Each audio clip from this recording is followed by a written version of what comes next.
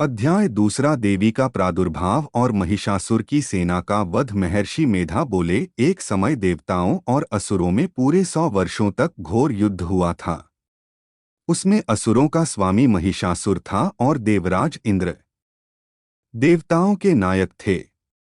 इस युद्ध में देवता परास्त हो गए और इस प्रकार संपूर्ण देवताओं को जीतकर महिषासुर इंद्र बन बैठा। युद्ध के पश्चात हारे हुए देवता प्रजापति श्री ब्रह्मा जी को साथ लेकर भगवान शंकर के पास गए। देवताओं ने अपनी हार का सारा वृत्तांत भगवान श्री विष्णु और शंकर जी को कह सुनाया। देवता कहने लगे, हे प्रभु, महिषासुर सूर्य, इंद्र, अग्नि, वायु, चंद्रमा, यम, वरुण तथा अन्य देवताओं के सब अधिकार छीनकर सबका अधिष्ठाता स्वयं बन बैठा है। उसने सभी देवताओं को स्वर्ग से निकाल दिया है। हम मनुष्यों की तरह पृथ्वी पर विचर रहे हैं। दैत्यों की सारी करतूत हमने आपको सुना दी है और आपकी शरण में आए हैं। आप उनके वध का कोई उपाय कीजिए। देवताओं की बातें सुनकर भगवान श्री विष्णु और शंकर जी को दैत्यों पर बड़ा गुस्सा आया। गुस्से में भरे हुए भगवान विष्णु के मुख से बड़ा भारी तेज निकला और उसी प्रकार के तेज भगवान शंकर, ब्रह्मा और इंद्र आदि दूसरे देवताओं के मुख से भी प्रकट हुए। फिर वह सारा तेज एक जगह मिल गया। वह तेज का पुंज ऐसा दिखता था जैसे कि ज्वालायमान पर्वत हो। एक स्थान पर इकट्ठा होने के पश्चात वह तेज एक देवी के रूप में परिवर्तित हो गया। भगवान शंकर का जो तेज था उससे देवी का मुख प्रकट हुआ। यमराज के तेज से उसके सिर के बाल बने। भगवान श्री विष्णु के तेज से उसकी भुजाएं बनी। चंद्रमा के तेज से दोनों स्तन, इंद्र के तेज से जंघा और पिंडली तथा पृथ्वी के तेज से नितंब भाग बना।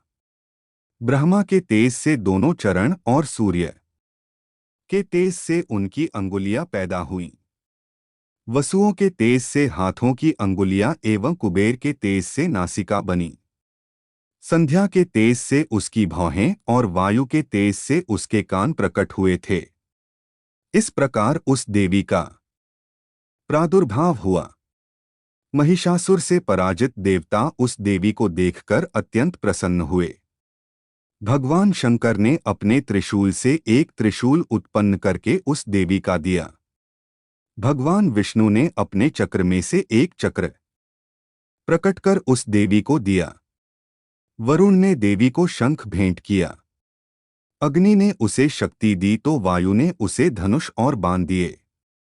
देवराज इंद्र ने अपने वज्र से उत्पन्न करके व्रज दिया और ऐरावत हाथी का एक घंटा उतारकर देवी को भेंट किया। यमराज ने उसे कालदंड में से एक दंड दिया। वरुण ने उसे कमंडल दिया और सूर्य ने देवी के समस्त रोमों में अपनी किरणों का तेज भर दिया। काल ने उसे चमकती हुई ढाल और तलवार दी तथा अनेक आभूषण और दिव्य वस्त्र भेंट किए। विश्वकर्मा ने उनको फरसा दिया और उसके साथ ही कई प्रकार के अस्त्र और अभेद्य कवच दिए। समुद्र ने कभी न मुरझाने वाला कमल का फूल भेंट किया। हिमालय ने सवारी के लिए सिंह और तरह तरह के रत्न देवी को भेंट किए। यक्षराज कुबेर ने मधु से भरा हुआ पात्र और शेषनाग ने उन्हें बहुमूल्य मणियों से विभूषित नागहार भेंट किया। इसी तरह दूसरे देवताओं ने भी उस देवी को आभूषण और अस्त्र शस्त्र देकर उनका सम्मान किया। देवताओं द्वारा पूजित उस देवी ने उच्च स्वर से बारंबार गर्जना की। इस भयंकर नाद से आकाश गूंज उठा। उस भयंकर नाद और उसकी गूंज से त्रिलोक्य में हलचल मच गई। समुद्र कांप उठे, पृथ्वी डोलने लगी और पर्वत हिलने लगे। देवताओं ने उस समय प्रसन्न होकर सिंहवाहिनी उस देवी से कहा, देवी तुम्हारी जय हो। महर्षियों ने भक्ति भाव से विनम्र होकर उनकी स्तुति की। यह देखकर दैत्यगण अपनी सेनाओं के साथ हथियार आदि सजाकर उठ खड़े हुए। महिषासुर के क्रोध की कोई सीमा नहीं थी। उसने क्रोध में भरकर कहा, यह सब क्या उत्पात है। वह अपनी सेना के साथ उस ओर दौड़ा जिस ओर से भयंकर नाद का शब्द सुनाई दिया था। आगे पहुंचकर उसने देवी को देखा जो अपनी प्रभा से तीनों लोकों को प्रकाशित कर रही थी। देवी के चरणों के भार से पृथ्वी दबी जा रही थी। माथे के मुकुट से आकाश में एक रेखा सी बन रही थी और उसके धनुष की टंकार से सभी दिशाएं क्षुब्ध हो रही थीं। देवी अपनी सहस्त्रों भुजाओं को संपूर्ण दिशाओं में फैलाए खड़ी थी। असुर सेना के निकट आने पर देवी का दैत्यों के साथ युद्ध छिड़ गया। कई प्रकार के अस्त्र शस्त्रों से सभी दिशाएं उद्भाषित होने लगीं। महिषासुर की सेना का सेनापति चिक्षुर नामक एक महान असुर था। वह आगे बढ़कर देवी के साथ युद्ध करने लगा और दूसरे दैत्यों की चतुरंगिणी सेना साथ लेकर चामर भी लड़ने लगा। 60,000 महारथियों को साथ लेकर उदग्र नामक महादैत्य युद्ध करने लगा। महाहनु नामक असुर 1 करोड़ रथियों को डोट साथ लेकर और असिलोमा नामक असुर 5 करोड़ सैनिकों को साथ लेकर युद्ध करने लगा। वाशकल नामक असुर 60 लाख असुरों के साथ युद्ध में आ डटा। विडाल असुर 1 करोड़ रथियों सहित लड़ने को तैयार था। इन सबके अतिरिक्त और भी हजारों असुर हाथियों और घोड़ों पर चढ़कर लड़ने लगे। इन सबके साथ ही महिषासुर करोड़ों रथों, हाथियों और घोड़ों सहित वहां आकर देवी के साथ लड़ने लगा। सभी असुर तोमर, भिंदीपाल, शक्ति, मुसल, खंडगो, फरसों के साथ रणभूमि में देवी के साथ युद्ध करने लगे। अनेक असुर शक्तियां फेंकने लगे। अन्य असुर तीरों, भालों एवं अन्य शस्त्रों से वार करने लगे। लाखों दैत्य एक साथ तलवारें हाथों में लेकर देवी की ओर दौड़े और उन्हें मार डालने का उद्योग करने लगे। मगर देवी ने क्रोध में भरकर खेल ही खेल में उनके सब अस्त्र शस्त्रों को काट दिया। यह देखकर ऋषियों और देवताओं ने देवी की स्तुति आरंभ कर दी। देवी प्रसन्न होकर असुरों के शरीरों पर अस्त्र शस्त्रों की वर्षा करती रही। देवी का वाहन सिंह भी क्रोध में भरकर दैत्य सेना में विचरने लगा। युद्ध करती हुई देवी ने क्रोध में भरकर जितने श्वासों को छोड़ा वह तुरंत सैकड़ों हजारों गणों के रूप में परिवर्तित हो गए। वे गण फरसे, भिंदीपाल, खड्ग तथा पटिदूष इत्यादि अस्त्रों के साथ दैत्यों से युद्ध करने लगे। देवी की शक्ति से प्रेरित वे गण ढोल, शंख व मृदंग आदि बजा रहे थे। तदंतर देवी ने त्रिशूल, गदा, शक्ति, खड्ग इत्यादि से सहस्रों असुरों को मार डाला। कितनों को घंटे की भयंकर आवाज से ही यमलोक पहुंचा दिया।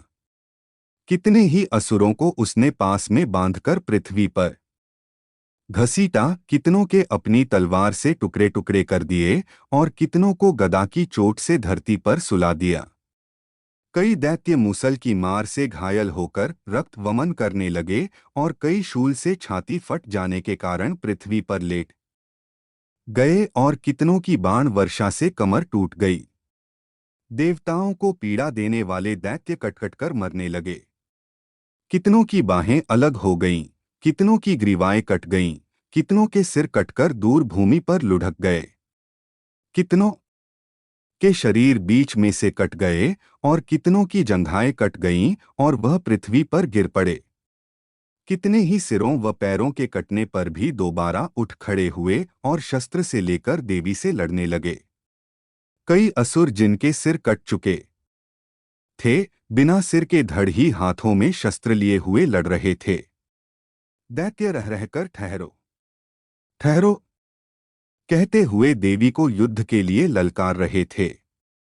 जहां पर यह घोर संग्राम हुआ था वहां भूमि रथ, हाथी, घोड़ों और असुरों की लाशों से भर गई थी। वहां रुधिर की नदियां बह रही थीं। देवी ने असुरों की विशाल सेना को डोट क्षण भर में इस तरह से नष्ट कर डाला जैसे काष्ठ के बड़े समूह को अग्नि नष्ट कर डालती है। देवी का सिंह भी गर्दन के बालों को हिलाता हुआ और बड़ा शब्द करता हुआ असुरों के शरीरों से मानो उनके प्राणों को ढूंढ रहा था। देवी के गणों ने भी बड़ी संख्या में दैत्यों को मारा। देवताओं ने प्रसन्न होकर आकाश से उन पर पुष्प वर्षा की। इति देवी उत्पत्ति व महिषासुर सैन्यवध नाम द्वितीय अध्याय समाप्तम्। अध्याय तीसरा सेनापतियों सहित महिषासुर का वध। महर्षि मेधा ने कहा, महिषासुर की सेना नष्ट होती देखकर सेनापति चिक्षुर क्रोध में भरकर देवी के साथ युद्ध करने के लिए आगे बढ़ा। वह देवी पर इस प्रकार बाणों की वर्षा करने लगा, मानो सुमेरु पर्वत पानी की धार बरसा रहा हो। परंतु देवी ने अपने बाणों से उसके बाणों को काट डाला तथा उसके घोड़े और सारथी को मार दिया। साथ ही उसके धनुष और उसकी अत्यंत ऊंची ध्वजा को भी काटकर नीचे गिरा दिया। उसका धनुष काटने के बाद देवी ने उसके शरीर के अंगों को भी अपने बाणों से बींध दिया। धनुष, घोड़ों और सारथी के नष्ट हो जाने पर वह असुर ढाल और तलवार लेकर देवी की तरफ आया। उसने अपनी तीक्ष्ण धार वाली तलवार से देवी के सिंह के मस्तक पर प्रहार किया और बड़े वेग से देवी की बाईं भुजा पर वार किया। किंतु देवी की बाईं भुजा को छूते ही उस दैत्य की तलवार टूटकर दो टुकड़े हो गई। इससे दैत्य ने क्रोध में भरकर शूल हाथ में लिया और उसे देवी की ओर फेंका। शूल को अपनी ओर आते हुए देखकर देवी ने भी शूल छोड़ा और उस असुर के शूल के 100 टुकड़े कर दिए और साथ ही उस असुर के प्राण भी हर लिए। चिक्षुर के मरने पर देवताओं को दुख देने वाला चामर नामक दैत्य हाथी पर सवार होकर देवी से लड़ने के लिए आया।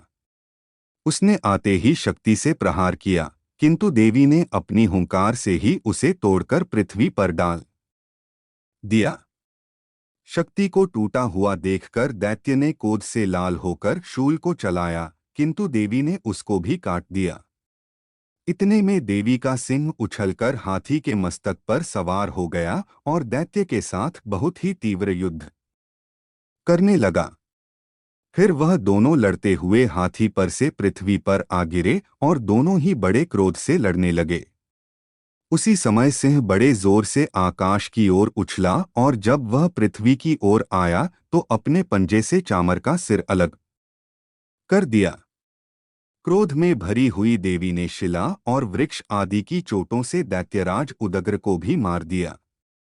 दैत्य सेनापति कराल को दांतों, मुक्कों और थप्पड़ों से चूर्ण कर डाला।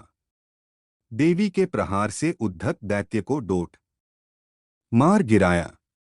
क्रुद्ध हुई देवी ने गदा भिंदिपाल से वाष्पकल को और बाणों से ताम्र तथा अंधक को मौत के घाट उतार दिया। 3 नेत्रों वाली परमेश्वरी ने त्रिशूल से उग्रास्य, उग्रीवर्य और महाहनु नामक राक्षसों को डोट मार गिराया। उसने अपनी तलवार से विडाल नामक दैत्य का सिर काट डाला तथा अपने बाणों से दुर्धर और दुर्मुख नामक राक्षसों को यमलोक पहुंचा दिया। महिषासुर ने जब देखा कि देवी ने मेरी सेना को नष्ट कर दिया है तो वह भैंसे का रूप धारण करके देवी के गणों को दुहक देने लगा। उन गणों को उसने मुख के प्रहार से, कितनों को खुरों से, कितनों को पूंछ और सींगों से, बहुतों को दौड़ने के वेग से, अनकों को सिंहनाद से, कितनों को डोट चक्कर देकर और कितनों को श्वास के झोंकों से पृथ्वी पर गिरा दिया। वह दैत्य इस प्रकार गणों की सेना को गिराकर देवी के सिंह को मारने के लिए दौड़ा। इस पर देवी को बड़ा गुस्सा आया। उधर दैत्य भी क्रोध में भरकर धरती को खुरों से खोदने लगा। वह सींगों से पर्वतों को उखाड़ उखाड़कर धरती पर फेंकने और मुख से भयानक शब्द करने लगा। उसके वेग से दौड़ने के कारण पृथ्वी क्षुब्ध होकर फटने लगी। उसकी पूंछ से टकराकर समुद्र चारों ओर फैलने लगा। हिलते हुए सींगों के आघात से मेघ खंड खंड हो गए और श्वास से पर्वत आकाश में उड़ने लगे। इस तरह क्रोध में भरे हुए राक्षस को देख चंडिका को भी क्रोध आ गया। देवी ने पाश फेंककर दैत्य को बांध लिया। महिषासुर ने बंध जाने पर भैंसे का रूप त्याग दिया और सिंह का रूप बना लिया। ज्यों ही देवी उसका सिर काटने के लिए तैयार हुई, उसने हाथ में तलवार लिए हुए पुरुष का रूप बना लिया। देवी ने तुरंत ही अपने बाणों से उस पुरुष को बींध डाला। इसके पश्चात वह हाथी के रूप में दिखाई देने लगा और अपनी लंबी सूंड से देवी के सिंह को खींचने और गर्जने लगा। देवी ने अपनी तलवार से उसकी सूंड काट डाली। तब उस राक्षस ने एक बार फिर भैंसे का रूप धारण कर लिया और पहले की तरह चरचर जीवों सहित समस्त लोक को व्याकुल करने लगा। इसके पश्चात क्रोध में हुई देवी बारंबार उत्तम मधु का पान करने लगी और लाल लाल नेत्र करके हंसने लगी। उधर बल तथा मद से कुद्ध हुआ दैत्य भी गर्जने लगा। वह अपने सींगों से देवी पर पर्वतों को फेंकने लगा। देवी अपने वाणों से उसके फेंके हुए पर्वतों को चूर्ण करती हुई बोलियो, मूढ़, जब तक मैं मधुपान कर रही हूँ तब तक तू गर्जन कर। यों कहकर देवी उछलकर उस दैत्य पर जा चढ़ी और उसको अपने पैर से दबाकर शूल से उसके गले पर आघात किया। देवी के पैर से दबने पर दैत्य पुरुष रूप में भैंसे के मुख से बाहर निकलने लगा। अभी वह आधा ही बाहर निकला था कि देवी ने उसे प्रभाव से ही रोक दिया। अब वह आधा निकला हुआ दैत्य युद्ध करने लगा। तब देवी ने अपनी तलवार से उसका सिर काट दिया। इसके पश्चात सारी राक्षस सेना हाहाकार करती हुई वहां से भाग खड़ी हुई। सभी देवता अत्यंत प्रसन्न हुए तथा ऋषियों महर्षियों सहित देवी की स्तुति करने लगे। गंधर्वराज गान करते तथा अप्सराएं नृत्य करने लगीं। इति महिषासुर वध नाम तृतीय अध्याय समाप्तम।